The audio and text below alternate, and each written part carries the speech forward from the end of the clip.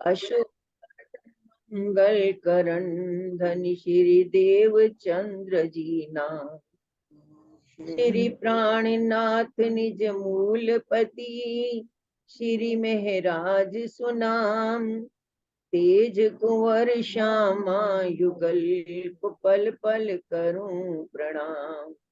पल पल करूं प्रणाम। प्रणाम जी सुंदर साथ जी। सुंदर साथ जी हमारे धाम के धनी, हमारे प्राण प्रियतम, हमारे प्राणनाथ पूर्ण ब्रह्म सच्चिदानंद जी के अपरंपार मेहर से और हमारे हादी, हमारे सदगुरु श्री सरकार श्री के परम आशीर्वाद से हम आज की ये बैठक शुरू करते हैं। तो सुंदर साथ जी, पहले हम एक मधुर भाव, एक मीठा सा भजन श्रीमती पूजा जी से सुनेंगे। फिर उसके बाद हम अपनी गीतक का अगला प्रकरण शुरू करेंगे। शुरू करें पूजा जी।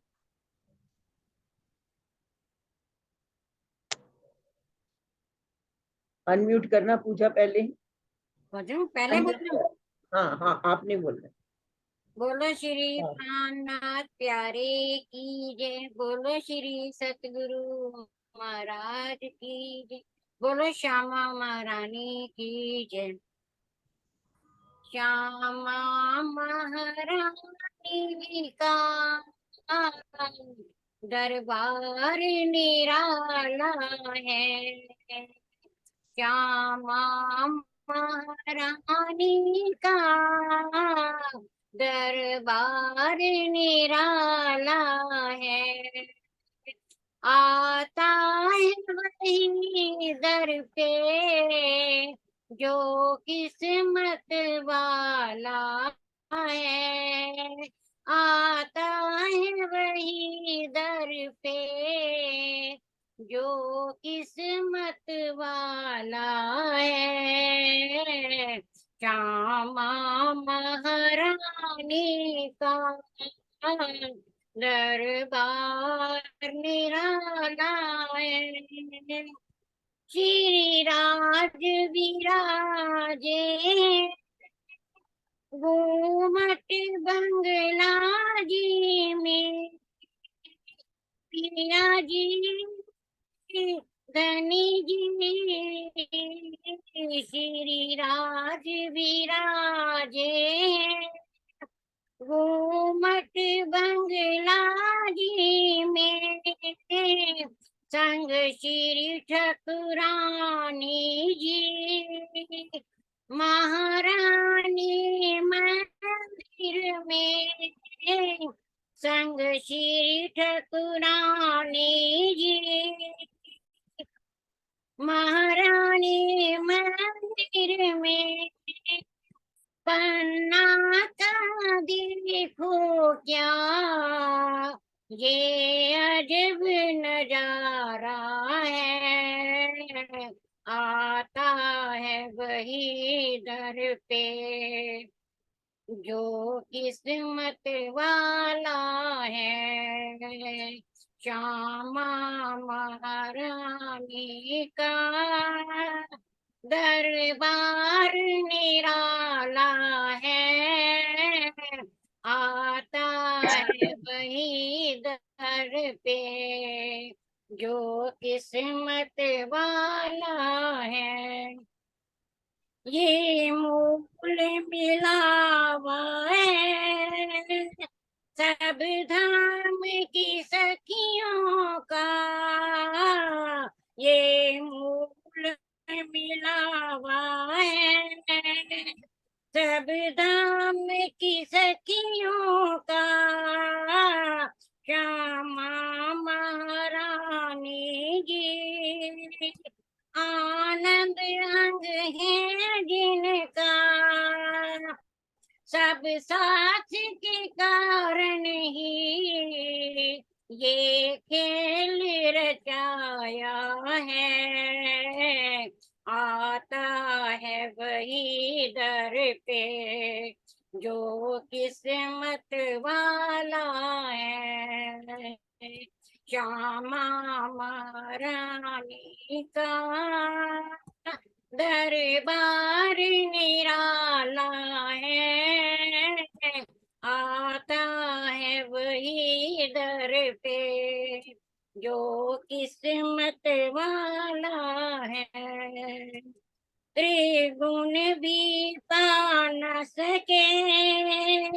इन चरणों की शोभा कै गुण भी पा न सके। इन चरणों की शोभा हम मिलकर गाते हैं।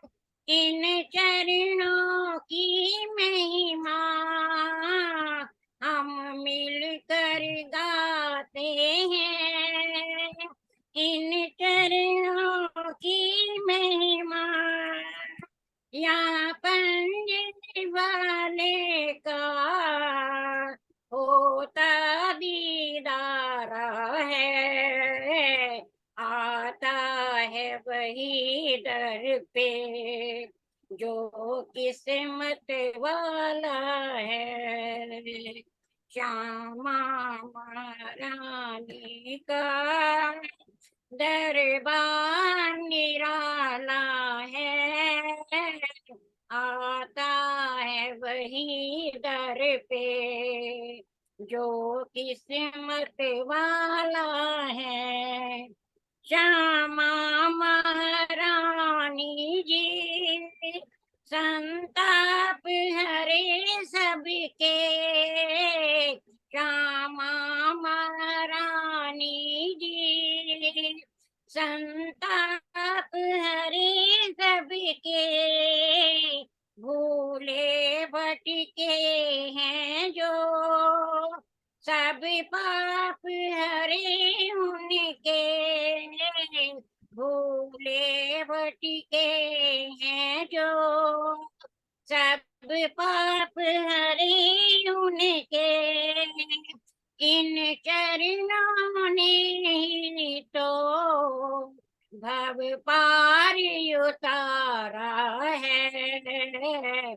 आता है वही दर पे जो किस्मत वाला है।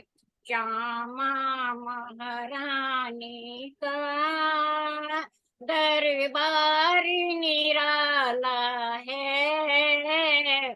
आता है वही दर पे जो किस्मत वाला है। आता है वही दर पे जो किस्मत वाला है। प्रणाम जी। गुस्सा में किया था नजर बंद गुरुपुत्र ने श्री महराज को। अवसा में किया था नजर बंद गुरुपुत्र ने श्री महराज को।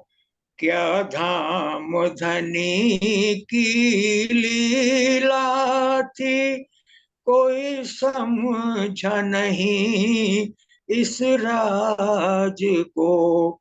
क्या धाम धनी की लीला थी कोई समझ नहीं इस राज को। अवसा में किया था नजर बंद। अवसा तो एक बहाना था। अवसा तो एक बहाना था। श्री राज जागने चाहते थे। श्री राज जागने चाहते थे। वाणी अखंड उतरनी थी। वाणी अखंड उतरनी थी। श्री इंद्रावती की आत्म को। वाणी अखंड उतरनी थी। श्री इंद्रावती की आत्म को। अब सामने किया था नजर बंद, क्योंकि विरहा बिन इश्क नहीं, क्योंकि विरहा बिन इश्क नहीं, और इश्क बिना पियो नाही मिले, और इश्क बिना पियो नाही मिले। हक ने विरहन दिल अरश किया, हक ने विरहन दिल अरश किया, लगे आप जगाने साथ को, लगे आप जगाने साथ को। अब शाम किया था नजर बंद, यहाँ रास प्रकाश प्रगट हुआ, यहाँ रास प्रकाश प्रगट हुआ, खट ऋतु के भी उतरे वचन, खट ऋतु के भी उतरे वचन। पूर्ण आवेश स्वरूप धनी, पूर्ण आवेश स्वरूप धनी, मिल गए साक्षात इंद्रावती को। पूर्ण आवेश स्वरूप धनी, मिल गए साक्षात इंद्रावती को। अब सामने किया था नजर बंद, श्री परम धाम की लीला का, श्री परम धाम की लीला का, सब साथ को दर्शन होने लगा, सब साथ को दर्शन होने लगा। पहचान गए चरणों में गिरे, कहे आप ही श्री प्राणनाथ हो। पहचान गए चरणों में गिरे, कहे आप ही श्री प्राणनाथ हो। अब सामने किया था नजर बंद, श्री परम धाम की लीला का, सब साथ को दर्शन होने लगा। श्री परम धाम की लीला का, सब साथ को दर्शन होने लगा। पहचान गए चरणों में गिरे, कहे आप ही श्री प्राणनाथ हो। पहचान गए चरणों में गिरे, कहे आप ही श्री प्राणनाथ हो। अब सामने किया था नजर बंद, गुरुपुत्र ने श्री महराज को। क्या धाम धनी की लीला थी, कोई समझ नहीं इस राज को, कोई समझ नहीं इस राज को। बोले श्री प्राणनाथ प्यारे की जय। बोले श्री प्रारंभ होते हैं सुनो साथ चित दे, भजो राज समझ श्री प्राणनाथ, सखी जीवन हमारो एम। श्री महामती कहिए साथ जी, भया चर्चा का बखत, अब तुम सुनियो चित दे, लाल आगे आए बैठे इन तखत, लाल आगे आए बैठे इन तखत। प्रणाम जी, प्रणाम जी, प्रणाम जी। सुंदर साथ जी, धाम धनी की अपरंपार मिहिर से हम ये प्रकरण 18 शुरू करेंगे आज। पहले चौपाई वाचन होगा। आज चौपाई वचन हम सबकी धाम धनी की अत्यंत लाडली हमारी प्यारी सी नन्ही सी सखी सरगम शुरू करेंगी, चौपाई वाचन सरगम करेंगी। आओ बेटा। प्रणाम सुंदर साथ जी। प्रणाम जी। प्रकरण 17 की चौपाई क्रमांक 792 दोहरा लेते हैं पहले। श्री मामती कहे मोमिनो, ए हादी मेहंदी इमाम, ताकि भी तक और कहो, जो नूर दिन इस्लाम, जो नूर दीन इस्लाम। अब फिर कहो हब से की, जाको प्रबुद्ध पुरी नाम, तहा 12 महीना बीतक भई, संवत 1715 तमाम।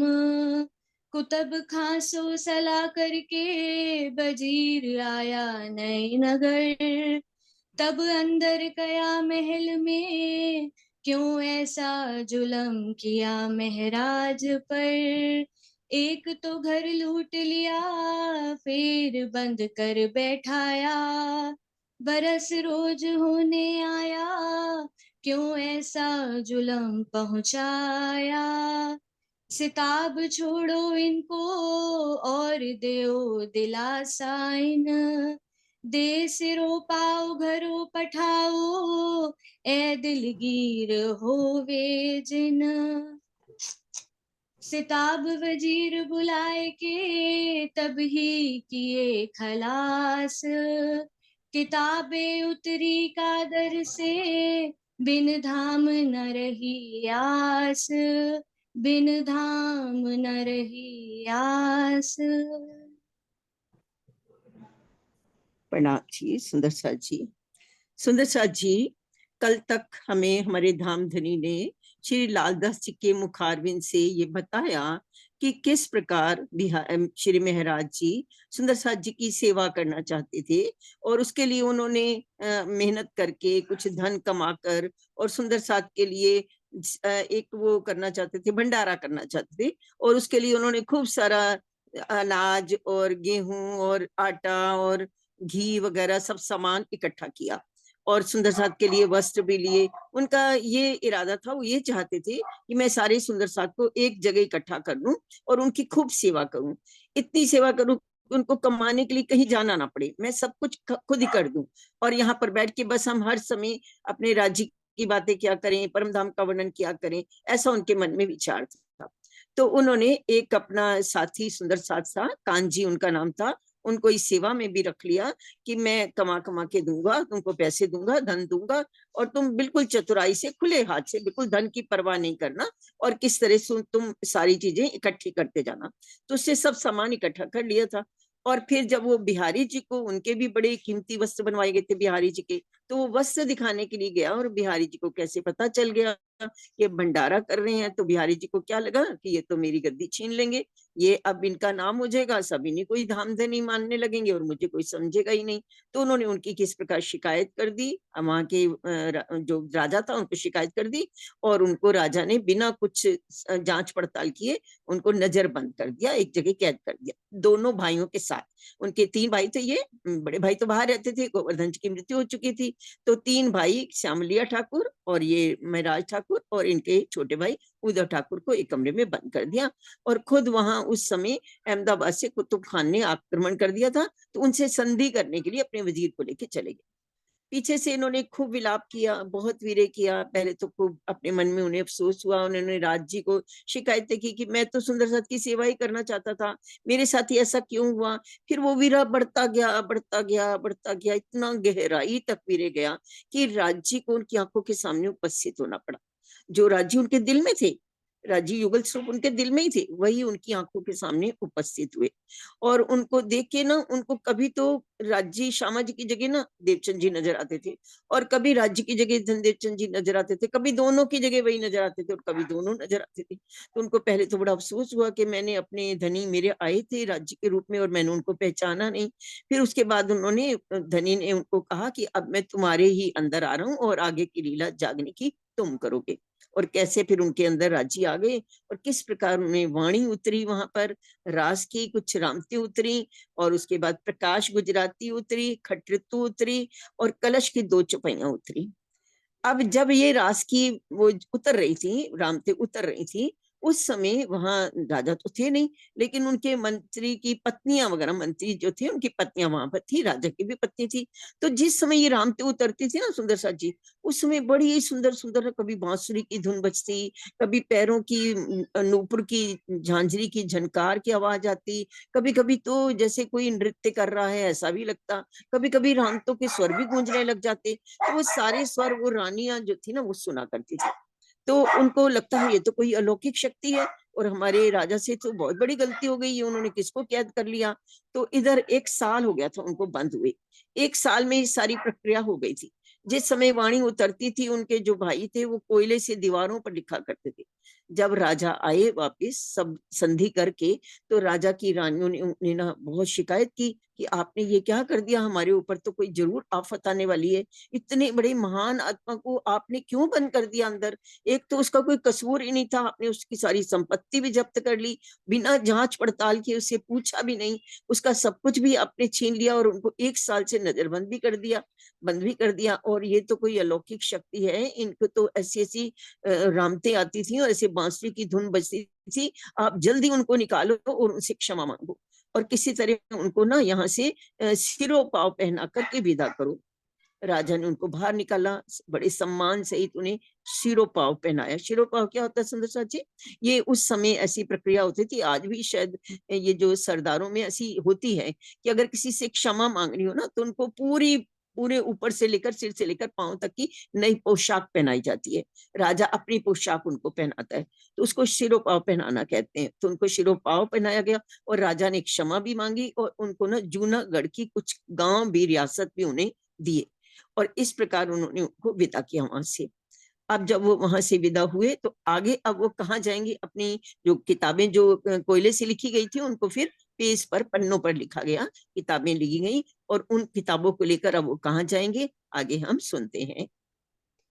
ए किताबें लेके लगे बिहारी जी के कदम, बातें भी तक की करी पाया सुख आतम, लगे बातें करने अपनी जो भी तक, यों किताबें उतरी हुई श्री महराज पर हक, साथ सबों ने इन समय देखी मेहर श्री राज, बाह पकड़ाई साथ की दई हके हाथ श्री महराज, इत बिहारी जी चमके सुन खटरुती के सुकान, इन तहकीक मुझसे लई खास गिरो सयान, इन तो सुपनों में कया मैं ले धनी अपना, तो इत बाकी क्या रहा भैया सुपनों की पहचान, भैया सुपनों की पहचान। अब मेहराय ठाकुर वो तीनों किताबें लेकर, रास, प्रकाश और खटऋतु, और कुछ जो कलश की भी 2 चौपाइयां उतरी थी, वो सब लेकर के सबसे पहले कहाँ गए, बिहारी जी के पास गए। और बिहारी जी को उन्होंने सारा वर्णन किया कि किस प्रकार वहां मेरे साथ क्या क्या लीला हुई, कैसे युगल स्वरूप ने मुझे साक्षात दर्शन दिए, और कैसे ये ब्रह्मवाणी उतरी और उनको सौंपी वो। अब वो जैसे ही उन्होंने वो सौंपी तो और भी सुंदर साथ वहां पर आ गए थे मिलने के लिए ना, महाराज आए तो सब सुंदर साथ मिलने के लिए आए थे। सारे सुंदर साथ बड़े प्रसन्न हुए, उनको लगा बस अब धनदेव चंद जी ना हमारी बाह इनके हाथ में पकड़ा गए और अब यही हमारी आगे हमें परम धाम तक यही लेके जाएंगे, ऐसा उनको सबको विश्वास हो गया।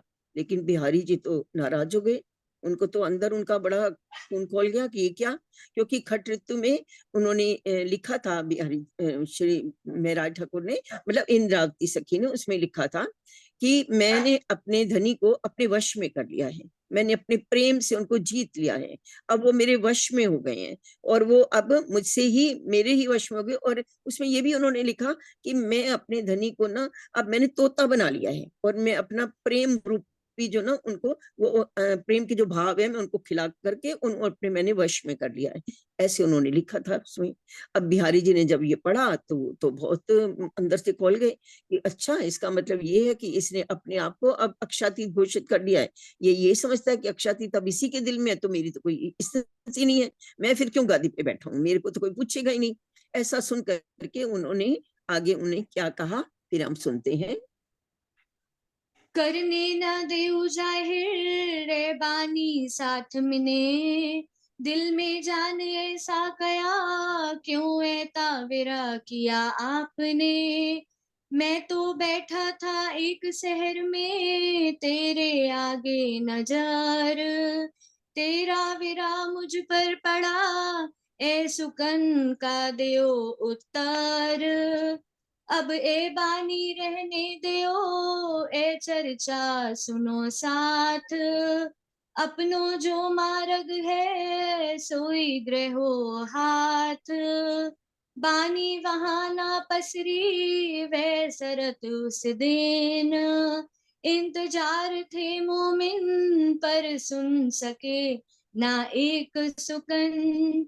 यहाँ से फारक भये सलोत्रे के साल, वास्ते गांव बसावने आए जूनागढ़ के हाल, आए जूनागढ़ के हाल। तो सुंदर साथ जी बिहारी जी ने अपने मन में क्या सोचा कि अब ये तो मेरी गद्दी छीन लेंगे, अक्षातीत तो ये खुद ही बन जाएंगे और सारी सुंदर साथ वैसे भी इनको पसंद करता है, मुझे तो इतना पसंद ही नहीं करता। तो मन में सोचा उन्होंने अब ये वाणी तो मैं बिल्कुल पसरने नहीं दूंगा, किसी को भी इसे पढ़ने के लिए नहीं दूंगा। और बहाना क्या बनाया, उनसे ये कहते हैं तुम ये बताओ मुझे तुम क्या समझते हो। तो महराज ठाकुर ने कहा आप हमारे धाम के धनी हो, गादी पे बैठे हो, आप हमारे धाम के धनी हो। कहते जब तुम मुझे धाम के धनी मानते हो तो तुमने इसमें इतना विरह क्यों किया, मैं तो एक ही शहर में थे, तुम कहते तो मैं मिलने के लिए आ जाता, तो तुमने इतना विरह क्यों किया। अब ये तुमने ना मेरे ऊपर जो विरह किया ना उसका जो है वो आरोप जो दोष है ना मुझे लगा, तो तुम बताओ इसके लिए तुम्हें क्या दंड दिया जाए। अब बेचारे वो सोचने लगे, महाराज उनका पहले ही मैं 1 साल का तो दंड भोग गया हूँ, और दे दो भाई दंड जो भोगना है। बोले नहीं नहीं अब मैं तुम्हें दंड तो क्या दूंगा, तुम तो मेरे प्यारे सुंदर साथी हो, सुंदर साथ के हो, तो अब लेकिन ना ये वाणी अब आगे नहीं किसी को देनी है और ये आगे नहीं जाएगी, इसको उठा के एक किनारे पर रख दिया। और ये भी उनसे कहा कि ये तुम क्यों क्यों कर रहे हो, तुमने वाणी क्यों लिखी, ये कविता बनानी कहाँ से सीख गए, अपना तो ये मार्ग ही नहीं है, हमारे पिताजी ने तो कभी ऐसी कोई कविता लिखी ही नहीं है, कुछ ऐसी वाणी नहीं लिखी, तो तुम ये नया रास्ता क्यों चलाना चाहते हो, इसकी कोई जरूरत नहीं है, इसको हटा के एक साइड में रख दो। बस सुंदर साथ रोज जैसे मेरी चर्चा सुनने के लिए आते हैं, दर्शन करने आते हैं, बस वो चर्चा सुनने आएंगे, दर्शन करने आएंगे, बस उसी से ही आगे का काम चलेगा। ऐसे उन्हें कहा। चुप हो गए वो बेचारे, क्या करते। सुंदर साथ ने भी सोचा कि वो तो इंतजार में थे ये वाणी हमको भी पढ़ने को लिए मिलेगी, लेकिन उनको तो ये मिली नहीं, वाणी नहीं मिली। तो महाराज उन्होंने महाराज जी ने, अब हम उनको प्राणनाथ जी ही कहेंगे सुंदर साथ जी, क्योंकि अब उनके अंदर युगल स्वरूप की बैठक हो गई है, हम सब ने ये जान लिया है। तो अब हमारे प्राणनाथ जी ने ये सोचा कि यहाँ पर तो अब ये वाणी फैलने भी नहीं देंगे और मुझे सुंदर साथ से भी नहीं मिलने देंगे, तो ऐसा कुछ उपाय किया जाए जिससे अब मैं यहाँ से निकलूं और सुंदर साथ के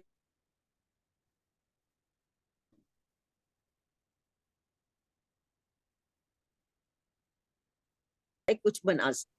तो उन्होंने आज्ञा दे दी, ठीक है तुम जाओ यहाँ से, और फिर वो वहां से जूनागढ़ के लिए उन्होंने प्रस्थान किया। ये समय था संवत सुंदर साथ जी विक्रम संवत 1716 में श्री जी नौतनपुरी से गांव बसाने के लिए जूनागढ़ के पास सोरठ आए। आगे देखते हैं सुंदर साथ जी, आगे पढ़ो बेटा।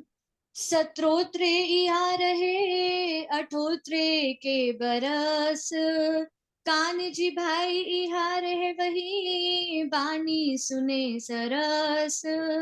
हरजी व्यास एक ब्राह्मण रहे तिनका चाकर होए, जब वे दुखी पड़ा भूम उतारा सोए।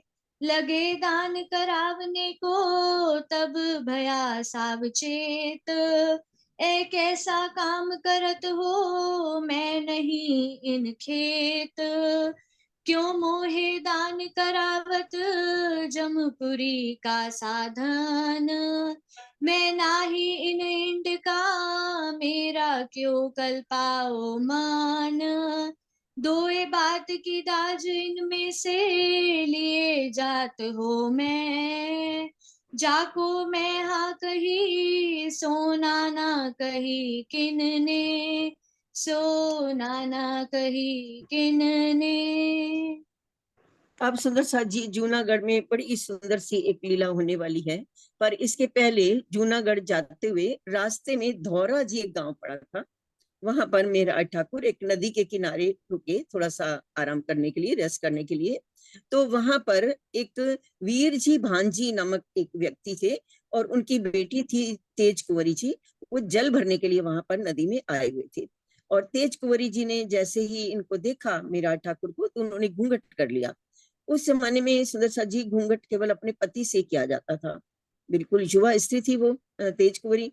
जब उन्होंने घूंघट किया तो उनके पिता ने कहा, बेटी तुमने घूंघट क्यों कर लिया? हम तो तुम्हें कब से कह रहे थे विवाह करने के लिए, तुमने तो विवाह के लिए हाँ ही नहीं की, और अब तुमने किससे घूंघट कर लिया? तो वो बोली, वो जो बैठे हैं ना वो मेरे पूर्व जन्म के पति हैं, मैंने इसलिए विवाह नहीं किया था। आपसे मैंने कहा था समय आने पर मैं अपना विवाह खुद ही बता दूंगी किससे करना है। तो ये मेरे पति हैं पूर्व जन्म के, इनका नाम मेरार ठाकुर है और इनकी पत्नी का नाम फूलबाई था, और इनके पास एक मेरा दिया हुआ पत्र भी है, आप जाकर के उनसे पता कर सकते हैं। तो उनके पिताजी ने जाकर उनसे पूछा तो उन्होंने बताया, हाँ ये बिल्कुल ठीक है कि मेरी ही पत्नी है, फूलबाई उनका नाम था और ये पत्र है उनका मेरे पास। तो सारी बात जब स्पष्ट हो गई तो उनके पिताजी ने वही के वहीं उनके उनके साथ फेरे करवा दिए और उन्हें उनके साथ ही विदा कर दिया। सुंदर सा जी एक प्रश्न यहाँ पर आता है कि ये समय था 1716 का, और 1712 में धनदेव चंद जी का तन उन्होंने छोड़ा था, अंतर्ध्यान की लीला हुई थी, और उसके बाद फूल कुंवरी बाई जी ने अपना तन छोड़ा था। तो ये समय जो है 12 से 16, ये मुश्किल से 4 साल का समय होता है। वहां उन्होंने 4 साल पहले तन छोड़ा और अब ये 4 साल में ही वो तेज कुंवरी बाई जी के अंदर उन्होंने प्रवेश कर लिया। मैंने पहले भी आपको बताया था कि परम धाम की जो आत्मा होती है, जो रूह होती है, वो गर्भ में नहीं जानती, वो किसी भी तन पर कभी भी बैठ सकती है। तो इन 4 वर्षों में ही वो उनके तन पर आकर के बैठी थी और फिर वो बिल्कुल युवा स्त्री थी और तेज कुंवरी बाई जी के साथ उनका धनी जी का हमारे विवाह हुआ। अब यहाँ से क्या समय आ गया, 1717 और 1718, इस एक वर्ष वो जूनागढ़ में रहे। जूनागढ़ में उनके वो जो साथी थे ना सुंदर साथ, जिनको उन्होंने पर्व सामान इकट्ठा करने के लिए कहा था, उनका नाम था कांजी था। वो कांजी जो थे उन्होंने तो वहां पर 1 साल के लिए उनको जेल हो गई थी, लेकिन इस 1 साल में कांजी जो थे वो जूनागढ़ आ गए थे। और जूनागढ़ में एक हरजी व्यास नामक एक ब्राह्मण रहते थे। इन ब्राह्मण के पास वो उनकी सेवा कार्य में काम करने लग गए थे। तो यहाँ आकर के वो कांजी से मिले और यहाँ कांजी ने उनको बताया क्या क्या घटना हुई। जो हरजी व्यास जो एक ब्राह्मण थे, वो उनकी जो सेवा करते थे उनके पास ही रहते थे, और अचानक ही ना उनका देहांत हो गया, देह मतलब उनका धाम गमन हो गया, मृत्यु हो गई उनकी। जब उनकी मृत्यु हुई तो उनके जो परिवार वाले थे ना, जब वो बीमार थे, बिल्कुल मृत्यु हुई नहीं थी अभी, बिल्कुल मृत्यु की आसन्न अवस्था में थे, मतलब मृत्यु एकदम उनके निकट ही थी, ऐसी अवस्था में थे वो, जैसे कि अब गए और अब गए। ऐसे समय में उनके जो परिवार वाले थे ना, वो उनसे दान पुण्य करवाने लग गए। जैसे हमने देखा ही है, जब कोई मरने वाला होता है तो घर वाले उनसे दान पुण्य करवाते हैं, तो उनसे दान पुण्य करवाने लग गए। तो वो क्या बोला कि अरे मूर्खो, ये क्या करवा रहे हो मेरे हाथ से, ये दान पुण्य मत करवाओ मेरे हाथ से, मैं इस इंड का नहीं हूँ, मैं इस ब्रह्मांड का नहीं हूँ, तुम ये दान पुण्य करवा के मुझे यमपुरी भेजना चाह रहे हो। मैं यमपुरी वाला नहीं हूँ, वहां नहीं जाने वाला हूँ। और मुझे इस पूरी पूरी लाइफ, मुझे पूरे जीवन एक ही बात की एक दाज, एक मुझे मन में एक ये अफसोस रह गया, मुझे ये दुख हुआ कि मैंने जिसको कह दिया ना कि ये है, उसको किसी ने ये नहीं कहा कि ये नहीं है। और अगर मैंने किसी को कह दिया ये नहीं है तो उसने ये नहीं कहा कि ये है। अर्थात क्या कहने का मतलब था कि वो चूंकि बहुत बड़े ब्राह्मण थे तो कहते मैंने अगर ये कह दिया कि ईश्वर निराकार है तो किसी ने ये नहीं कहा कि नहीं वो निराकार नहीं साकार है, और अगर मैंने कह दिया कि नहीं वो ईश्वर साकार है तो किसी ने ये नहीं कहा कि वो साकार नहीं है निराकार है। मतलब मेरी बात को आज तक किसी ने गलत सिद्ध नहीं किया। और मैं इस यमपुरी की ओर जाने वाली प्राणी नहीं हूं, मुझसे दान पुण्य मत करवाओ। अब सुंदर सा जी एक बात ये भी अपने मन में आती है, ये सारे लोग तो दान पुण्य करवाते हैं, तो यहाँ दानपुरी यमपुरी का कार्य कैसे हो गया, साधन कैसे हो गया। सुंदर सा जी क्या होता है कि जब दान पुण्य किया जाता है ना, तो दान करने का भाव ही यही होता है कि इनके हाथ से दान करवाया जाए ताकि मरने के बाद इनको स्वर्ग जाने का मौका मिले, स्वर्ग जाएं। अब स्वर्ग में जब जाते हैं तो वहां पर जितने भी हमारे पुण्य होते हैं वो जब खत्म हो जाते हैं तो स्वर्ग से फिर वापस से मनुष्य लोक में भेज दिया जाता है, दोबारा से उन्हें फिर से वही अपने कर्म कांड करने पड़ते हैं। तो उन्होंने कहा कि मैं ये दान पुण्य नहीं करवाऊं मेरे हाथ से, मैं यमपुरी नहीं जाने वाला, मुझे स्वर्ग आदि नहीं जाना है मुझे, ऐसा मेरे हाथ से ये मत करवाओ। उन्होंने उन्हें मना किया। तो अब वो आगे फिर क्या कहते हैं कि मैं इस इंड का नहीं हूं, इसलिए मेरे मेरे मन को कल्पाओ मत, मतलब मुझे दुखी मत करो। और फिर वो ये दाज भी उन्होंने बताई, मतलब एक अहंकार था उनके मन में कि मैं जिसको ना कर दिया किसी ने हाँ नहीं किया, जिसको मैंने हाँ कर दिया किसी ने ना नहीं किया। इस बात की एक ये जो ना मैं पीड़ा अपने दिल में लेकर के जा रहा हूँ। फिर आगे उसके क्या हुआ, घटना क्या घटी, हम सुनते हैं आगे। जाको मैं ना कही सोहाना कही केन, इन दोए बात की दाज रह गई मेरे मान। ए सुकन कांजी सुन के बड़ी उपजी दाज, ए कैसे इनने कया क्या ए है हमारे मांझ। ए तो सुकन सो कहे जो कहे वासना धाम, क्यों ए जीवता रहे आके पूरे मनोरथ काम। यो करते कान जी ने यह बात श्री जी आगे करी, श्री जी ये सुन के दिल बीच धरी। जो जीवता ए रहत है कहूँ चर्चा के सुकन, सब सके भानो इनकी तुम साख रहियो सयान, तुम साख रहियो सयान। अब कांची तो उनकी सेवा में ही रहते थे। उन्होंने जब उनके ये वचन सुने उन्होंने कहा कि मैं इस इंड का नहीं हूँ और मेरे से दान पुण्य मत करवाओ, ये यमपुरी का साधन है। जब ऐसा उन्होंने कहा उनको ये लगा ये ऐसे कैसे बोल रहे हैं, और ये तो इस तरह से बोल रहे हैं कि जैसे ये कोई ब्रह्म सृष्टि हो। जब इन्होंने कहा मैं इस इंड का नहीं हूँ, ऐसी बातें तो कोई ब्रह्म सृष्टि ही कह सकती है, तो कहीं ये हमारे परम धाम के तो नहीं है, ऐसा उन्होंने अपने मन में सोचा। फिर उन्होंने सोचा कि जैसे ये भी ये कह रहे हैं कि जिसको मैंने हाँ कह दिया किसी ने ना नहीं किया, किसी तरह अगर स्वस्थ हो जाए ना, ठीक हो जाए, तो मैं ना श्री जी से मिलवाऊं इनको। श्री जी इनको बताएंगे कि ये वहां के हैं या नहीं है, या जो इनको अहंकार है ये भी श्री जी इनका दूर करेंगे। ऐसा उन्होंने कांची ने अपने मन में सोचा, और ये कहकर ये सोच करके वो श्री जी के पास आए। श्री जी के साथ ही उनके रहते थे। उन्हें आकर के उन्होंने सारी बात बताई कि ऐसे ऐसे वो कान हरिव्यास जी, हरजी व्यास जो हैं वो इस तरह से बोल रहे हैं। तो वो कहते हैं श्री जी ने भी ये कहा कि अगर वो जीवित रहा ना तो चिंता मत करो, हम उससे मिलेंगे और उससे बात करेंगे और उसका ये जो अहंकार है ना ये भी दूर करेंगे। फिर उन्होंने क्या किया आगे से कांची ने, आगे हम सुनते हैं। फिर ही बात को उठाया दूर होवे गुमान, सेवा लगा कान जी करने क्यों ये होए इन्हें पहचान। नित तरकारी ल्यावही सोध के बागों से, तब राजी होवे कान जी पर कहो शाबाश मैं। मांग जो कछु मांगना सो मैं दूं तुमको, तेरा जी मुझे बहुत किया इन सेवा के मोह।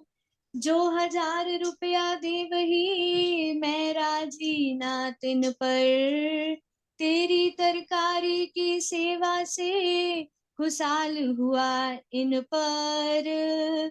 तब कया कान जी ने मैं मांगूंगा आगे तुमसे, तुम तो मोको दोगे जो है मेरे मन में, जो है मेरे मन में।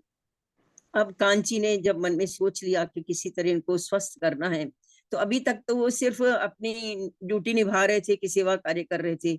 अब मन में ये था कि इनको स्वस्थ करना है और ये तो मेरे परम धाम की सखी है, तो बड़े मन से उनकी सेवा करने लग गए। बड़ी खुद ही जाते खेतों से ताजी ताजी सब्जियां तोड़ के लाते और बड़ा स्वादिष्ट सी अच्छी अच्छी ताजी सब्जियां बनाते, खाना बनाते और उनको खिलाते।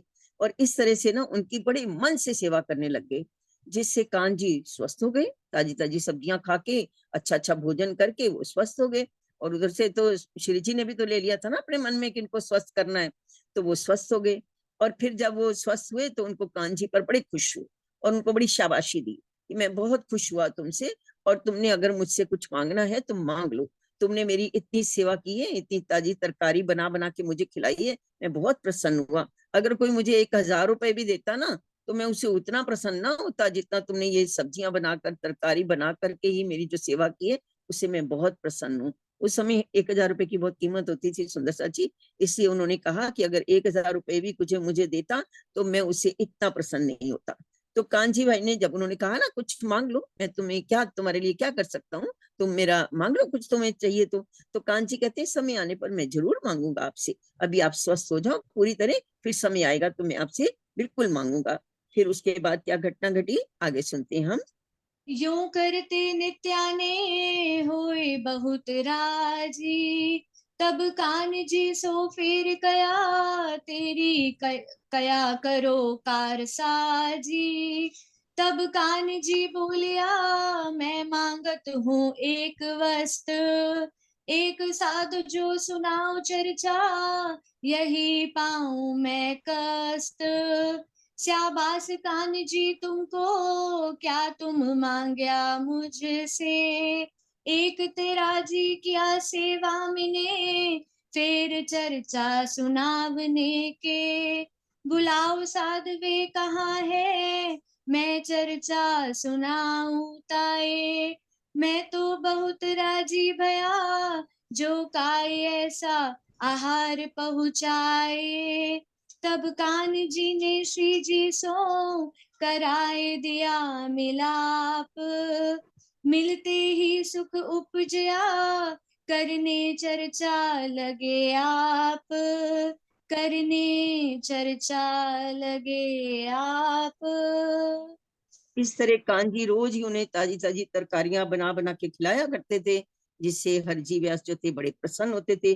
फिर थोड़े दिनों बाद फिर उन्होंने कहा, बताओ मैं तुम्हारा क्या कर सकता हूँ, क्या मैं तुम्हारे लिए करूं, तुमने मुझे बहुत प्रसन्न किया है, तो मैं तुम्हारी इस सेवा से ना कैसे ऋणी हो सकता हूँ, तुमने इतनी सेवा मेरे साथ की है। तो कांजी ने ये कहा कि मैं भी किसी का ऋण होना चाहता हूँ। मैंने एक मेरे ना कोई साधु मेरे घर में आए हैं, मेरी उनसे मिलाप हुआ है, और वो ना आपकी चर्चा सुनना चाहते हैं। उन्होंने बहुत जगह आपका नाम सुना है कि आप बहुत अच्छी चर्चा करते हैं, तो वो आध्यात्मिक चर्चा आपसे सुनना चाहते हैं। मैं यही चाहता हूँ कि आप उनको वो चर्चा सुनाएं। इससे तो कान्जी और भी प्रसन्न हुए। वो हरिजी व्यास जो थे वो और भी ज्यादा प्रसन्न हुए, क्योंकि ब्राह्मण जो भी होते पंडित होते हैं उनका तो काम ही यही होता है चर्चा सुनाना, और उनको इससे बड़ा आनंद मिलता है, बहुत खुशी होती है। तो वो बहुत खुश हुए, बोले कि एक तो तुमने पहले ही मुझे इतना प्रसन्न किया, इतनी अच्छी अच्छी तरकारियां सुन खिला के, और अब तुमने मुझे और भी प्रसन्न किया कि मुझे चर्चा करनी है, किसी को मेरे को अपनी बातें सुनानी है, अपनी आध्यात्मिक चर्चा सुनानी है। इससे मैं बहुत प्रसन्न हुआ। तो कांजी जाओ, तुम उन्हें बुला लाओ जो भी तुम्हारे साधु हैं, और मैं उनको ना बड़े मन से उनको जो भी वो पूछेंगे, जो भी चर्चा वो चाहेंगे, मैं उनको जरूर सुनाऊंगा। तब कांजी आकर के श्री जी को मिले और श्री जी से कहा कि आप चलिए, वो आपको बुला रहे हैं। तो वहां श्री जी ने चलने से पहले ना कांजी से ये भी कहा, देखो वहां मुझे श्री जी मत कहना, और मुझसे बिल्कुल ऐसे ही रहना कि जैसे मुझे जानते ही नहीं हो। और एक बार पहले हमें उसकी बात सुननी पड़ेगी, मैं नीचे भी बैठूंगा, तुम उसके लिए भी मत ये सोचना कि श्री जी नीचे क्यों बैठे और वो ऊपर क्यों बैठा है, ऐसा बिल्कुल विचार मत करना। और बिल्कुल ऐसे रखना कि जैसे मैं एक सामान्य सा व्यक्ति हूँ और मैं उनसे मिलने के लिए जा रहा हूँ। बोले हाँ श्री जी, आप जो कहोगे मैं वही करूंगा। और फिर वो उनको कैसे उन्होंने उनको कांजी ने उनको श्री जी को हरजी व्यास से मिलाया, और दोनों मिल करके वो बहुत प्रसन्न हुए। फिर क्या हुआ आगे सुनते हैं। पूछी खबर इन्हों को, कहा बसो तुम साध, कया हम तो है परदेश के, सुनिया तुम्हारा मता आगाध। भले साध तुम आए, मैं चर्चा सुनाऊं तुमको। जो चर्चा कहा सो करो, तुम्हें राजी करो तिन सो। ठोर गए उतरने अपने बीच बाग में, अब होने लगी चर्चा भागवत के वचनों से। सुनत मास दो हुए, दो राजी भय मगन। एक दिन ठोर नारायण की, ताके कहे वचन। एक हीरे का मंदिर, ताको बड़ो विस्तार। 84 लाख जोजन, ताको करो विचार। ताको करो विचार। अब हरजी व्यास ने श्री जी को उनके एक खेत सा था, एक वहां पर उन्होंने अपने रहने का स्थान बना रखा था, वहां श्री जी को ठहराया और वहां आकर रोज उन्हें चर्चा सुनाने लगे। तो उन्होंने पहले तो उनसे ना उनका हाल चाल पूछा कि आप कहाँ से आए हैं, इसे पूछते ही उनसे उनसे पूछा आप कहाँ से आए हैं। तो बोले हम तो परदेसी हैं, बस कहीं भी चल देते हैं, जहाँ कोई अच्छी चीजें मिल जाती है, अच्छा कोई चर्चा करने वाला मिल जाता है, हम रह जाते हैं वहां पर, फिर हम आगे चल देते हैं। हम तो ना बहुत दूर से आपका नाम सुनते हुए आए हैं, हमने बहुत लोगों से कहा हमारी आत्मा का कल्याण कौन करेगा, हमारी आत्मा का कल्याण किससे होगा, हमें कोई उस पूर्ण ब्रह्म परमात्मा के विषय में बताओ। तो सबने हमें क्या कहा, जहां भी हम काशी, क्या नाम है, प्रयागराज वगैरह जहां भी गए, मथुरा वगैरह गए, सबने यही कहा कि आपकी आत्मा का कल्याण तो केवल हरजी व्यास ही कर सकते हैं, जो जूनागढ़ में रहते हैं, आप उन्हीं के पास जाओ। अब वो भी बड़े प्रसन्न हो गए, अच्छा मेरा इतना नाम है, तो बोले हाँ आप बिल्कुल चिंता मत करो, आप बताओ आपको किसकी चर्चा सुनाई जाए, मेरे पास बहुत सारी किताबें रखी हैं, आप चाहो तो हम आपको भागवत की सुनाए, रामायण की सुनाए, जो चाहते हो आप वही सुनाओ, वही सुनाए। तो उन्होंने कहा आप जो भी आपको ठीक लगे, तो उन्होंने भागवत की चर्चा उनके साथ करनी शुरू कर दी। अब वो कैसे भागवत की कथा उन्हें सुनाने लग गए। कथा करते करते 2 महीने हो गए। 2 महीने में दोनों बड़े मगन होकर के वो चर्चा कर रहे हैं, वो चर्चा सुन रहे हैं। चर्चा करते करते बीच में एक हीरे का मंदिर का वर्णन आया कि एक हीरे का मंदिर है, उसका बहुत बड़ा विस्तार है, ये श्रीमद् भागवत में आता है, और 84 लाख योजन बड़ा है ये। और उस पर अब आप विचार करो, उसमें ये लाइन आती है। तो शिव जी ने कहा कि ये हीरे का मंदिर कौन सा है, कहाँ है, इसे यहाँ कौन रहता है। अब आगे हम सुनते हैं और शिव जी ने क्या क्या प्रश्न किए उनसे। ए ठोर है किनकी, सो मोहे कहो सुकान। तब जवाब व्यासे दिया, होए के दिल मगान। यह ठोर अक्षर की लिखा शास्त्रों में, तब कदमों लाग फिर गया, ए ठोर पाऊं तुमसे। ए ऊपर तले माहे बाहिर के ब्रह्मांड तीत, मोसो कहो समझाए के, ए जो ठौर अतीत।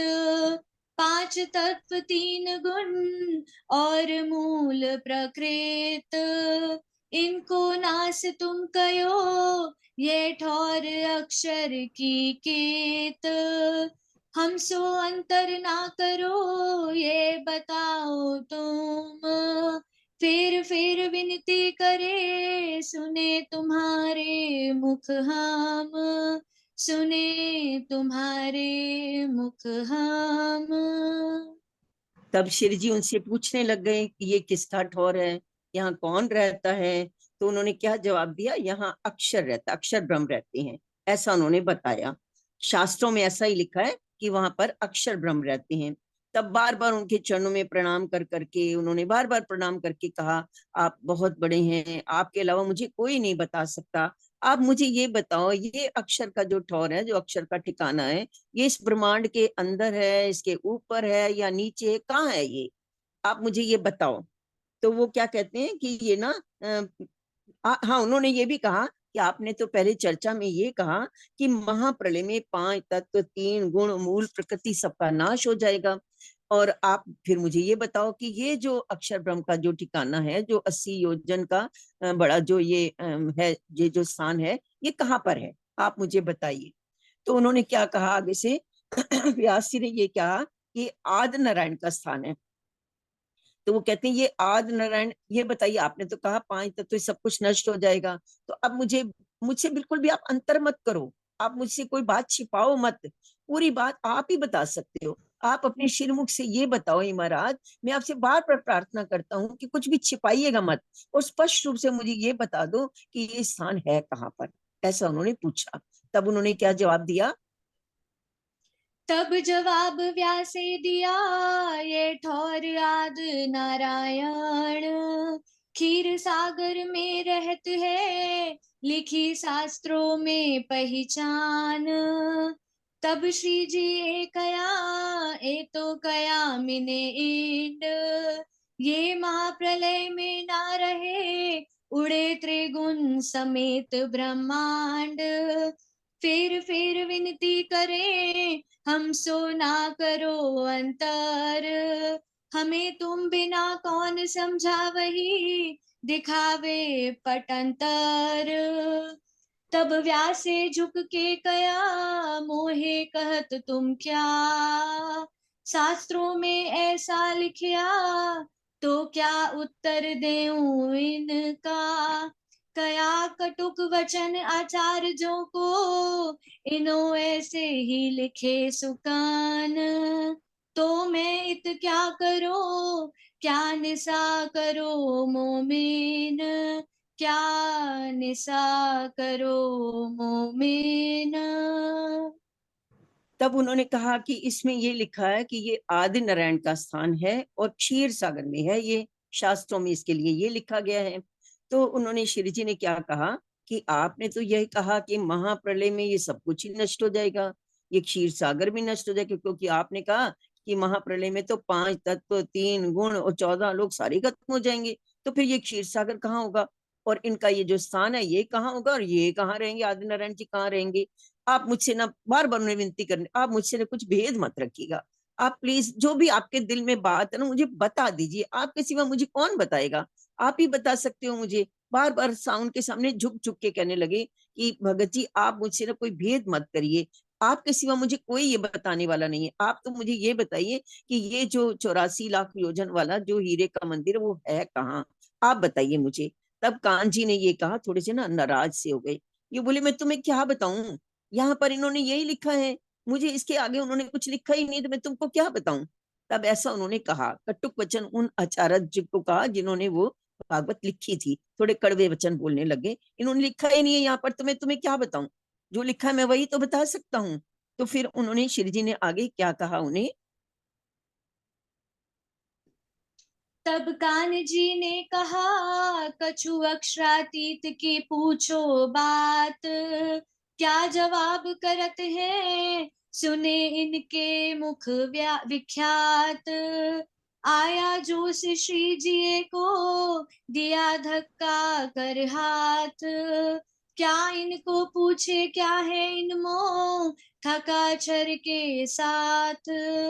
ए तो थका छर में सुध नहीं अक्षर, अक्षरातीत की तिनको, ए क्या देवे उत्तर। जब रीस करके कहा श्री जी ने सुकान, तब व्यास की सुध गई है ए बात सयान। तुम वचन अंत समय कहे थे मुख थे, मैं नहीं इन हिंड का, क्या दान करो मैं, क्या दान करो मैं। जब ये चर्चा चल रही थी कान जी में और श्री जी में, तो कान सॉरी, जब ये चर्चा हरजी व्यास में और श्री जी में ये चर्चा चल रही थी, बार बार श्री जी कह रहे थे आप बताओ मुझे, बताओ ये कहाँ है, तो कान जी कहते हैं इनसे थोड़ी अक्षरातीत की बात भी पूछ लो। तो श्री जी थोड़ी सी ना तेज आवाज में बोले, कहते हैं इसको तो क्षर का ही पता नहीं है, इसे अक्षरातीत की बात क्या पूछूं मैं, ये तो क्षर में ही अटका पड़ा है, आगे की बात ये मुझे क्या बता सकता है।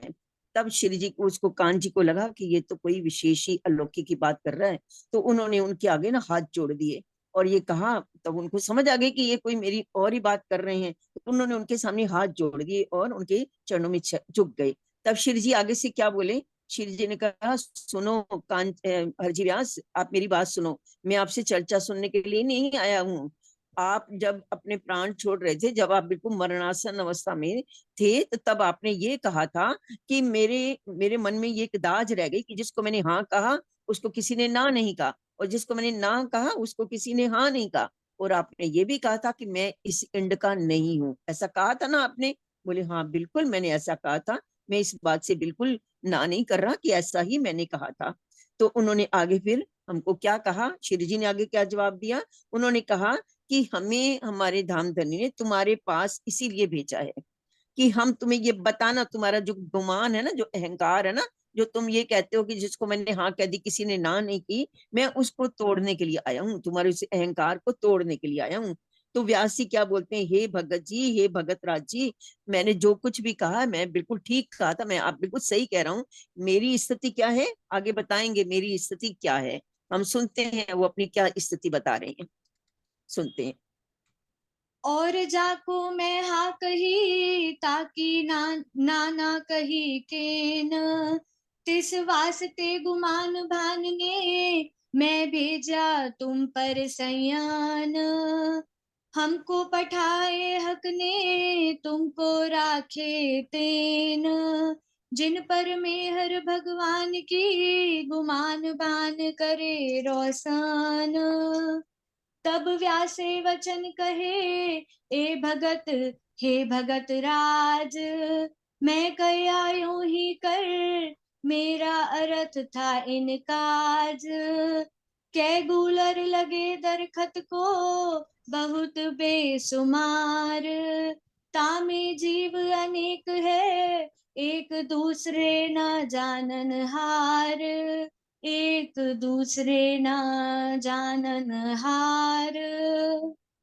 तब श्री जी ने क्या कहा कि तुमने जो ये बात कही थी ना कि मैं किसी को हाँ कह दूं तो किसी ने ना नहीं की, तो हक ने, उस पूर्ण ब्रह्म परमात्मा ने मुझे तुम्हारा अहंकार तोड़ने के लिए भेजा है यहाँ पर, ताकि तुम्हारा अहंकार टूटे और तुम्हें कुछ ज्ञान हो जाए। तो तुम्हारी अज्ञानता का अहंकार अंधकार हटाकर तुम्हें ज्ञान देने के लिए मुझे श्री जी ने, मुझे अपने पूर्ण ब्रह्म परमात्मा ने मुझे तुम्हारे पास भेजा है।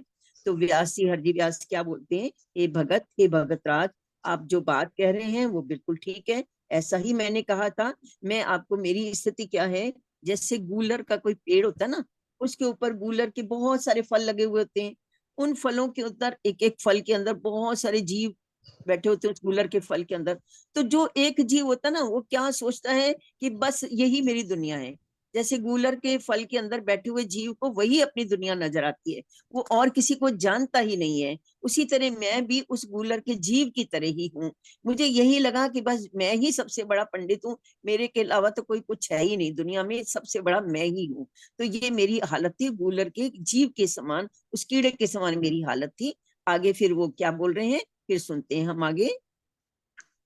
मैं जीवन गूलर में का नहीं मेरा और गुलर, आगे पंडित मैं सब जीते हारा ना काहू सर भर। सो आज मैं छोड़े हथियार आगे तुम्हारे सब, तुम तहकीक भेजे हक के आए मेरे सबब। मोको बताओ तुम वह जो राह मुस्तकीम, मैं तो कछु न जानत मोहे दिखाओ अजीम। जेता अंकुर इनका कहाँ लो भई सोबत, फिर तिन से जुदे पड़े आए नवतन पुरी तेत। संवत 1719 से देश पर आया कुतुब खान, उल्लास हुआ थी ब्रह्म सृष्टि की पहचान, थी ब्रह्म सृष्टि की पहचान। तो सुंदर साथ जी फिर उन्होंने क्या कहा आगे से कि मैं समझ गया, मैं अपने आप को बहुत बड़ा पंडित मान रहा था, मुझे कुछ भी पता नहीं है, आप भगत हो, भगत राज हो, आप मुझे ज्ञान दो कि आगे का क्या रास्ता है। पूर्ण ब्रह्म अक्षरातीत को कैसे जाना जा सकता है, तो कैसे उन्होंने उन्हें पूरा ज्ञान बताया कि कैसे परम धाम का रास्ता है, पूर्ण ब्रह्म परमात्मा कौन है, सारी उन्होंने उनको ज्ञान दिया।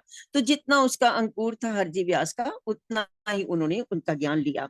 अब वहां से फिर से वो नौतनपुरी आ रहे हैं श्री जी, और संवत 1719 की बात है, कुतुब खान ने फिर से जामनगर के ऊपर आक्रमण कर दिया है, और शिव जी को अपने आप आभास हो गया था कि वहां की जो जनता है, हमारे जो सुंदर साथ हैं, उन पर कुतुब खान आक्रमण करेगा तो मेरी जनता फिर से पिसने वाली है। तो वहां से छोड़ के फिर से वो वहां जामनगर में आते हैं। यहीं पर चौपाई हम दोहराते हैं। सुंदर साथ जी, समय ज्यादा हो गया तो बेटा इसी को दोहरा दो। संवत 1719 से देश पर आया कुतुब खान, उतो इलाम हुआ थी ब्रह्म सृष्टि की पहचान, थी ब्रह्म सृष्टि की पहचान। प्रकरण 18 चौपाई क्रमांक 65।